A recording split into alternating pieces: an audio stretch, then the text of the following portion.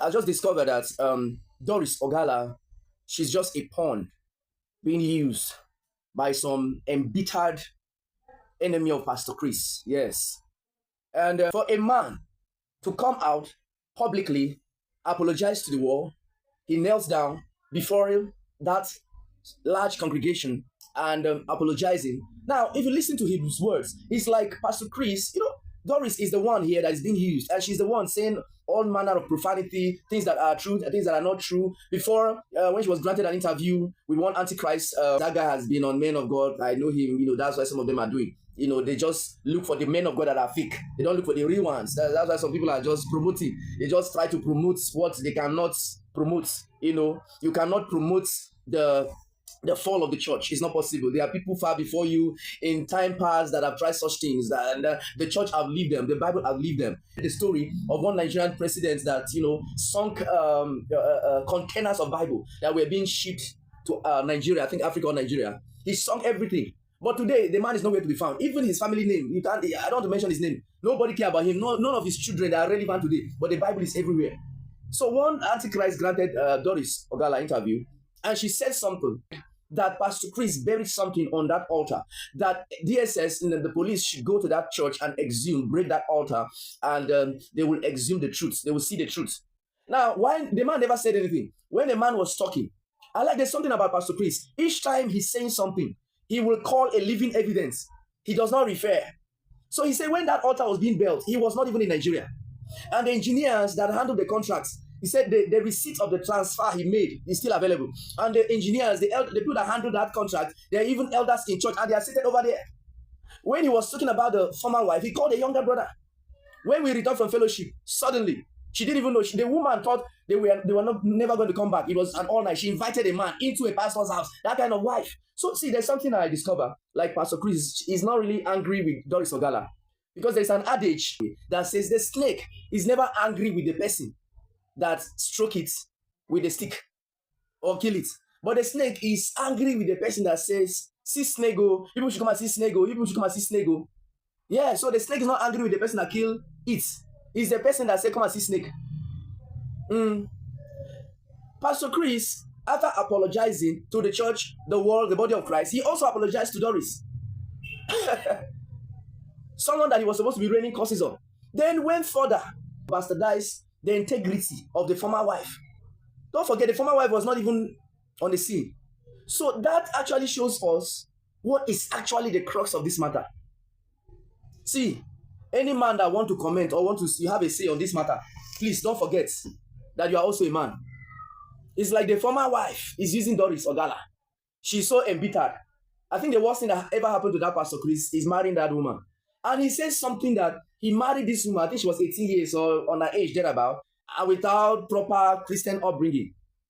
Don't forget that Pastor Chris' ex-wife was used to selling her nude as of then. How will you keep that kind of person?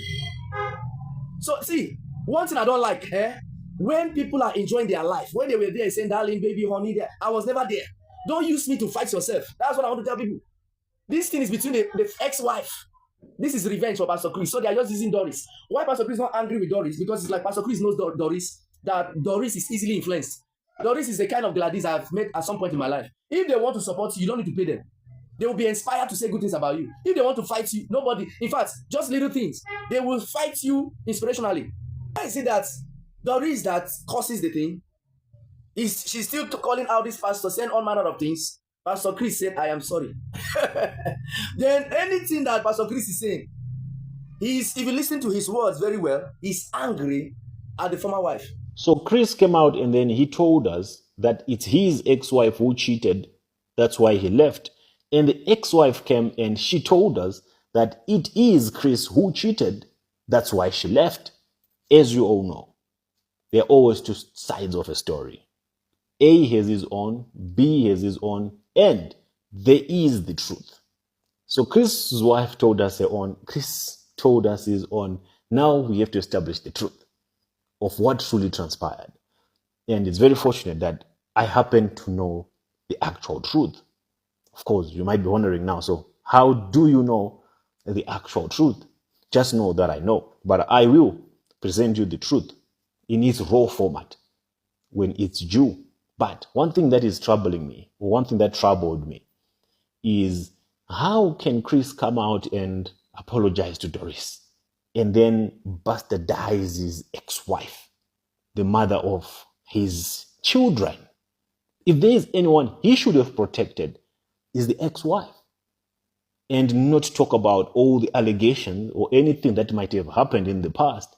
She's one person he should have, asked for forgiveness if there is need, or try to, have some sort of reunion with her, mend things, since she's the mother of his children, instead of protecting Doris.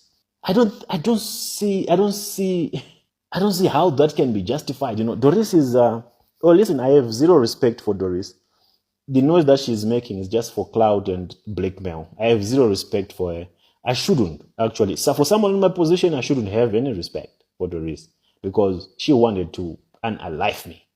She wanted to have me killed. She was given the project to lure me to Nigeria so that she can take me out. So forgive me for sounding as if I'm too aggressive when I mention her name, but her name is a trigger. To me, it is a trigger. So, getting back to the point, why would Chris apologize to this lady called Doris and say all those things about the mother of his children? I would have expected him to protect the mother of his children and throw Doris under the bus. Like, for real, why would you try to preserve I would have said the integrity of Doris, but Doris has no integrity. Why would you try to preserve the name or apologize or dignify Doris at the expense of the mother of your children? That has been troubling me, and I'm trying to put a finger on it so that I understand, and that who could have advised him. The Doris lady you should have just ignored, and the ex-wife you should have at least protected, or not even dragged her into this, because it is going to get messy. It's going to get messy. It will end in tears.